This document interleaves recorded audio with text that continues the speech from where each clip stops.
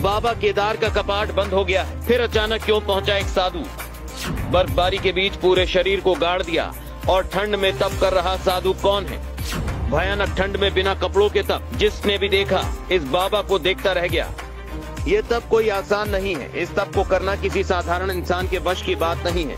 केदारनाथ का कपाट बंद हुआ तो अचानक एक साधु बर्फबारी के बीच मंदिर जा पहुंचा। मंदिर का कपाट बंद हो चुका था तो फिर क्या? ये साधु केदारनाथ क्यों गया? अब यही चर्चा हो रही है। मंदिर के गेट के ठीक सामने ये साधु तप पर बैठ गया है और बड़ी तपस्या कर रहा है। शिव की भक्ति में साधना करता ये साधु अब चर्चाओं में है, क्योंकि बर्फबारी के बीच इस तरह का तप करना आसान नहीं है।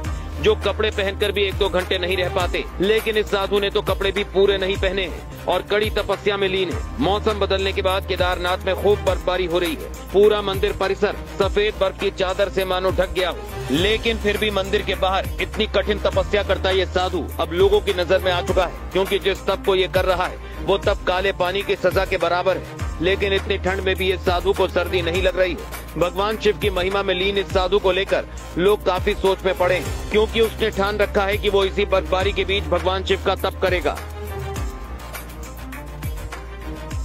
देवभूमि धार्मिक मान्यताओं से भरा हुआ प्रदेश है। सबसे फेमस यहाँ पर 4 धाम यात्रा है। एक सीजन में जब कपाट खुलते हैं तो लाखों भक्त 4 धाम यात्रा पर आते हैं और कपाट बंद होने से पहले ये सारे भक्त वापस चले जाते हैं। इस तरह से देवभूमि की पहचान भी अलग है।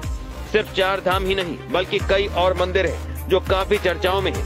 तो ऐसे ही महान संत और साधु भी हैं जो शिव के भक्तों को शक्ति देते हैं और एक संदेश दे देते हैं कि शिव की भक्ति में कितनी शक्ति होती है। इसका अंदाजा मेरे तप से देख लो। यही वजह है कि देवभूमि में साधुओं का भी अहम रोल है, क्योंकि यहाँ के साधुओं ने अपनी पूरी जिंदगी भगवान शिव की भक्ति में लगा दी है। वो सुबह हो या फिर शाम, दिन हो या फिर रात, हमेशा भगवान शिव की भक्ति में गूंजे रहते हैं। इस साधु का तप भी इसी का गवाह है, जिसके बारे में हम आपको दिखा रहे हैं और बता रहे हैं। लेकिन बर्फबारी के बीच अचानक कठिन तपस्या की वजह क्या है, इसके पीछे क्या मान्यता है और ये साधु कौन है, वो भी हम बताते हैं। अगले 1 मिनट तक बस आप हमारे साथ यूं ही बने रहिए और देखते जाइए कि तप के पीछे का असली मकसद क्या है और ये कैसे संभव है।